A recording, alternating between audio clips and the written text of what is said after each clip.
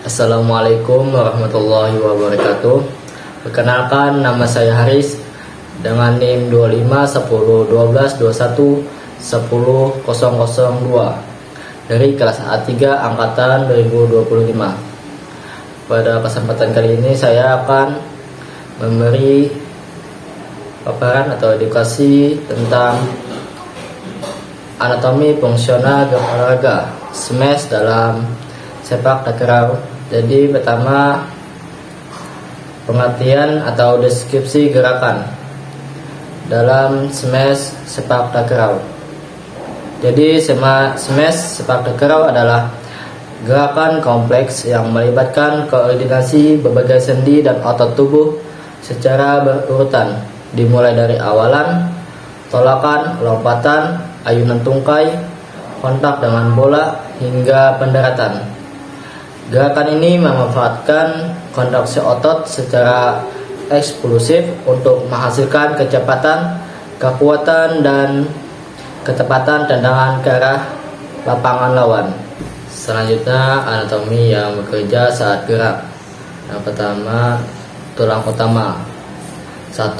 Tulang pelvis atau tulang panggul. Fungsinya pusat gerakan tubuh yang menghubungkan tulang belakang dengan tungkai bawah dan menjaga keseimbangan saat melompat dan mendarat. Yang kedua, femur atau tulang paha. Fungsinya yang menjadi penggerak utama saat melompat dan menendang. Yang ketiga, patella atau tempurung lutut. Fungsinya melindungi sendi lutut dan membantu kerja otot paha saat meneruskan atau menekuk lutut. Yang keempat, tibia atau tulang kering. Fungsinya tulang utama pada tulang kering yang menopang beban tubuh saat berdiri, melompat, dan mendarat. Yang kelima, fibula atau tulang betis.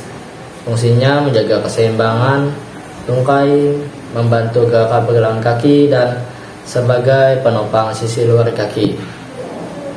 Yang keenam, tarsal atau tulang pergelangan kaki, yang fungsinya membentuk sendi pergelangan kaki, memungkinkan gerakan naik turun, dorsifleksi dan plantar fleksi saat tolakan dan pendaratan.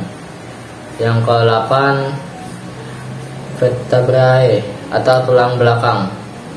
Fungsinya menjaga kestabilan tubuh, melindungi sumsum tulang belakang, dan membantu fleksibilitas saat memutar atau melenting di udara. Yang ke-9, humerus, radius, dan ulna, lengan atau lengan atas dan lengan bawah. Fungsinya membantu menjaga keseimbangan saat di udara dan menopang tubuh ketika tangan menyentuh lantai saat mendarat. Terus sini ada sendi aktif. Yang pertama ada sendi panggul. Jenisnya sendi peluru. Fungsinya mengayunkan, mengangkat, dan memutar tungkai saat menendang. Yang kedua, sendi lutut. Jenis sendi engsel. Fungsinya menekuk dan meluruskan kaki, berperan besar saat tolakan dan pendaratan. Yang ketiga, sendi pergelangan kaki. Jenis sendi engsel. Fungsinya tolakan kuat saat melompat, menjaga keseimbangan, menyerap benturan saat mendarat. Yang keempat, sendi bahu. Jenis sendi peluru. Fungsinya menggerakkan lengan ke atas, ke belakang, dan ke samping untuk menjaga keseimbangan di udara.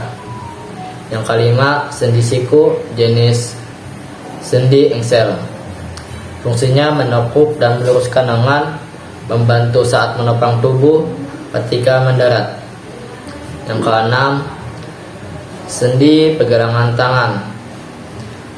Jenis sendi kondilo. Fungsinya menopang tubuh saat tangan menyentuh lantai dan membantu menjaga keseimbangan. Terus ada otot primer dan sekunder. Pertama ada gluteus maximus. Fungsinya ekstensi panggul menghasilkan tenaga tolakan saat melompat dan menendang. Yang kedua, quadriceps femoris atau paha depan.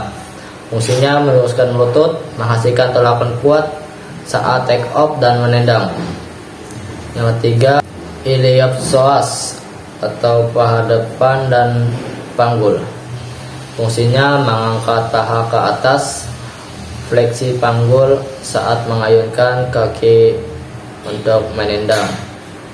Yang keempat, gastrocnemius atau betis. Fungsinya memberi tenaga tolakan saat melompat. Plantar plexus pergelangan kaki. Yang kelima, soleus. Fungsinya membantu plantar fleksi dan menjaga stabilitas saat mendarat. Yang keenam, abdominal muscle atau perut. Fungsinya menjaga kestabilan tubuh di udara, mengontrol rotasi dan keseimbangan saat mendarat.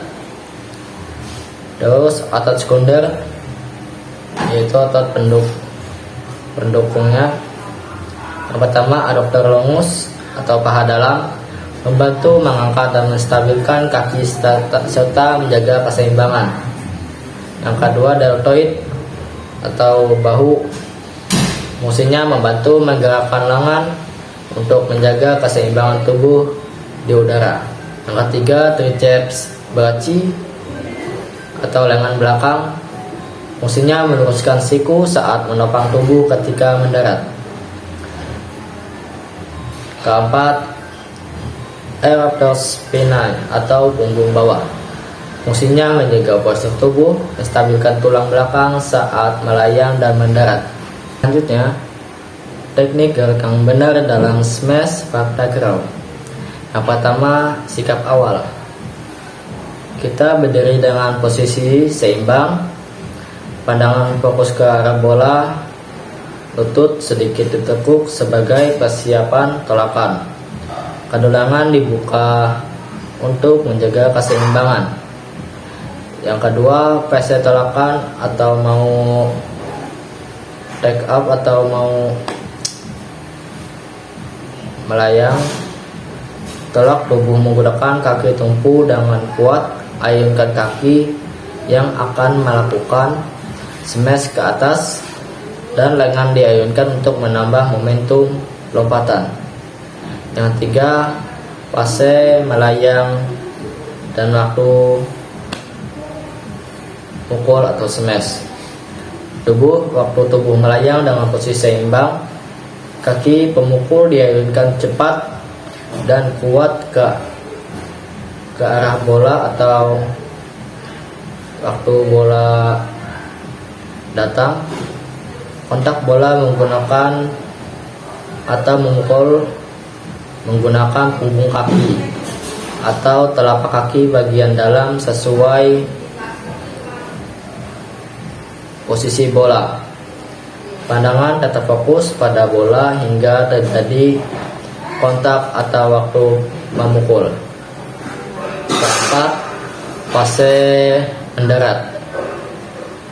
Waktu mendarat dengan posisi tubuh yang terkontrol. Lutut ditekuk untuk meredam benturan dan tangan membantu menjaga keseimbangan dan segera kembali ke posisi siap bermain atau defend, bertahan.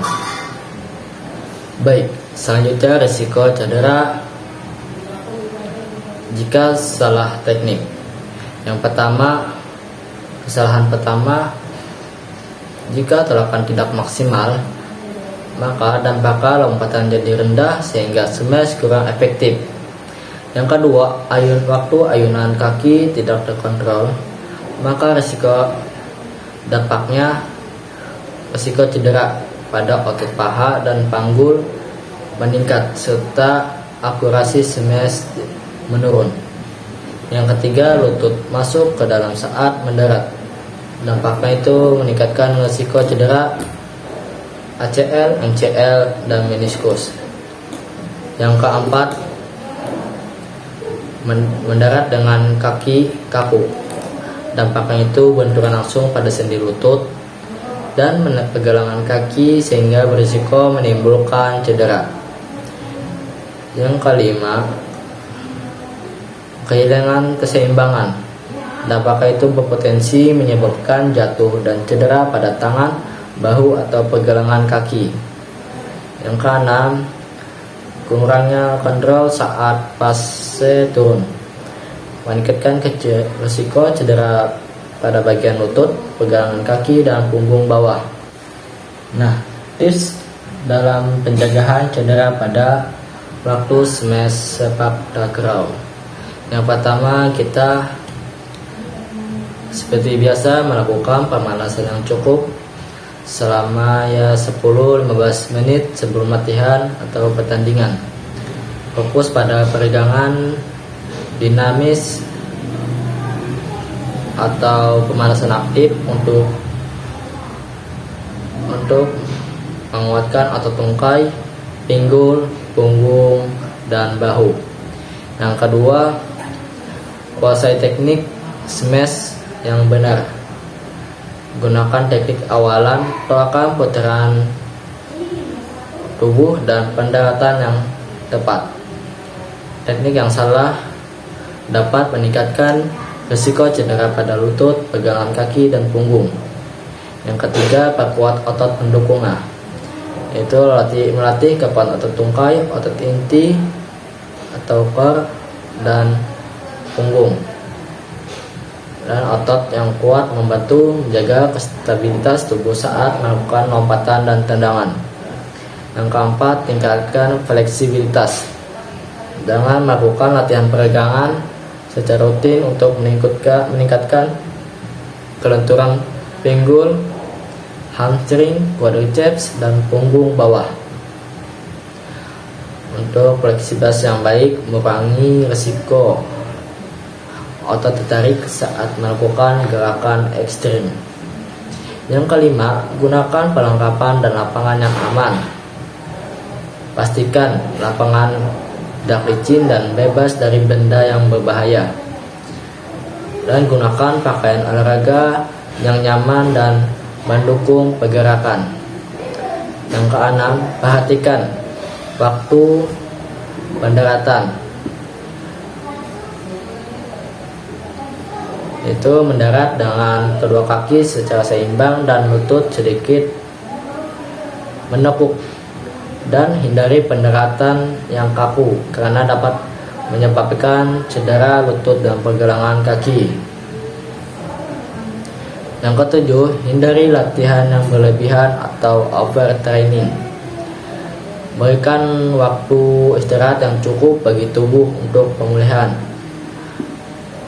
karena tubuh juga memerlukan istirahat. Itu latihan yang berlebihan dapat menyebabkan kelelahan dan meningkatkan risiko cedera. Yang ke-8, lakukan pendinginan setelah latihan, yaitu untuk membantu menurunkan denyut jantung secara bertahap dan mengurangi kekakuan otot. Sertakan peregangan statis selama 5 atau 10 menit. Jadi pencegahan cedera pada smash sepak takraw ini dapat dilakukan melalui pemanasan yang baik, penguasaan teknik yang benar, peningkatan kekuatan dan fleksibilitas otot, penggunaan sarana yang aman, serta istirahat yang cukup. Dengan menerapkan langkah-langkah tersebut, atlet dapat melakukan smash secara efektif sekaligus meminimalkan risiko cedera. Selanjutnya, manfaat smash sepak takraw. Yang pertama, meningkatkan kekuatan otot tungkai. Yang kedua, meningkatkan daya ledak atau power. Yang ketiga, meningkatkan koordinasi gerak. Yang keempat, meningkatkan keseimbangan tubuh. Yang kelima, meningkatkan kelenturan atau fleksibilitas. Yang keenam, meningkatkan kelincahan. Yang ketujuh, meningkatkan kemampuan menyerang. Jadi smash sepak takraw ini salah satu teknik dasar menyerang yang sangat penting dalam permainan sepak takraw. Gerakan ini dilakukan dengan menendang bola secara keras dan terarah ke area permainan lawan untuk memperoleh poin. Dalam pelaksanaannya, smash melibatkan koordinasi berbagai bagian tubuh, terutama ekstremitas inferior yang berperan dalam lompatan dan tendangan, serta ekstremitas superior yang membantu menjaga keseimbangan tubuh. Gerakan smash juga melibatkan kerjasama antara tulang, sendi, dan otot yang bekerja secara sinergis untuk menghasilkan kekuatan, kecepatan, dan ketepatan gerak. Selain berfungsi sebagai teknik serangan utama, smash memberikan manfaat dalam meningkatkan kekuatan otot, daya ledak, koordinasi, keseimbangan, kelincahan, dan fleksibilitas pemain. Oleh karena itu, penguasaan teknik smash yang baik sangat penting untuk meningkatkan performa dan efektivitas pemain sepak takraw. Baik, sampai sini saja penjelasan saya atau edukasi tentang anatomi fungsional gerak olahraga tentang smash dalam sepak takraw. Terima kasih atas perhatiannya. Wassalamualaikum warahmatullahi wabarakatuh.